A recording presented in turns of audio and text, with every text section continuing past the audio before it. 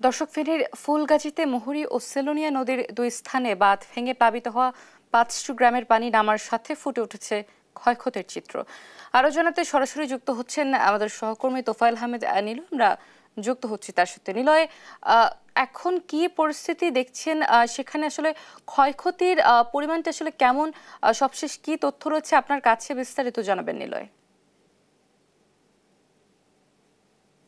অতসী, ধন্যবাদ আপনাকে। আপনি যে ক্ষয়ক্ষতির কথা বলছেন সে বিষয়ে আমরা এখানকার উপজেলা প্রশাসনের সাথে কথা বলেছি এবং কৃষি এবং মৎস্য কর্মকর্তাদের সাথে কথা বলেছি। তারা আসলে বলছে যে এই যে ফুলগাজী সদর ইউনিয়নের যে উত্তর বরিয়াতে যে ভাঙনটি সৃষ্টি হয়েছিল গত 19 জুন, তারপর থেকে আসলে এই এলাকায় 5টি গ্রাম প্লাবিত হয়। তবে সেই যে গ্রামগুলো প্লাবিত হয়েছিল সেই গ্রামগুলোর মধ্যে সড়ক এবং কৃষি এবং মৎস্যের ক্ষতি না হলেও কিছু মানুষের আসবাবপত্র, যেমন মানুষের ঘর বাড়ি কিছু ক্ষতি হয়েছে বলে কিন্তু এখানকার মানুষ বা স্থানীয় প্রশাসন বলছে। তবে এর বাইরে আমরা যেটি দেখেছি, এখানে যে বন্যা নিয়ন্ত্রণ যে বাঁধ রয়েছে সেটি মেরামত কাজ করছে পানি উন্নয়ন বোর্ড। আমি এই মুহূর্তে রয়েছি সেই মেরামত কার্যক্রম যে জায়গায় চলছে সেই স্থানটিতে। আমরা দেখেছি যে গত 3 দিন যাবৎ এখানে এই বন্যা নিয়ন্ত্রণ যে বেড়িবাঁধ সেটি মেরামতের কাজ করছে পানি উন্নয়ন বোর্ড।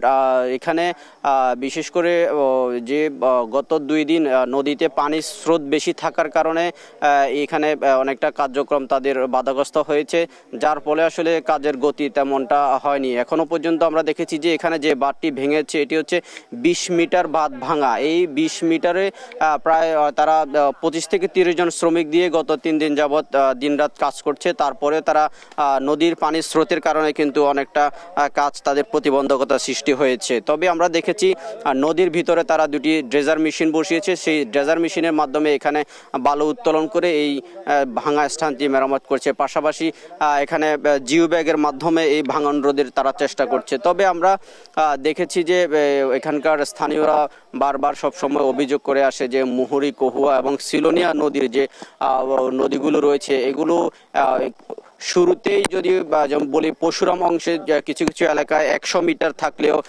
সেটি ফুলগাজী অংশে এসে কোথাও 20 মিটার বা কোথাও 40 মিটারে এসে দাঁড়িয়েছে, যার কারণে কিন্তু এই ফুলগাজী অংশটা বেশি ভাঙে। এখানকার মানুষ বলছে যে এই পানি নিয়ন্ত্রণ পানি উন্নয়ন বোর্ড যদি এই নদীগুলোকে ভাঙা স্থানগুলো যদি মেরামত করে এবং নদীগুলো যদি সংরক্ষণ করে, অর্থাৎ যে গভীরতা সেটি যদি খনন করে, তাহলে কিন্তু এই এলাকার মানুষের যে দীর্ঘদিনের দুর্ভোগ সেটি কিন্তু অনেকটা লাঘব হবে। আর এছাড়া নদীতে আগাছাগুলো কিন্তু পরিষ্কার করে দিলে কিন্তু পানি নিষ্কাশন সহজ হবে বলে কিন্তু তারা মনে করছে। তো এই ছিল আমার কাছে বন্যার সর্বশেষ তথ্য বাঁধ ভাঙা নিয়ে।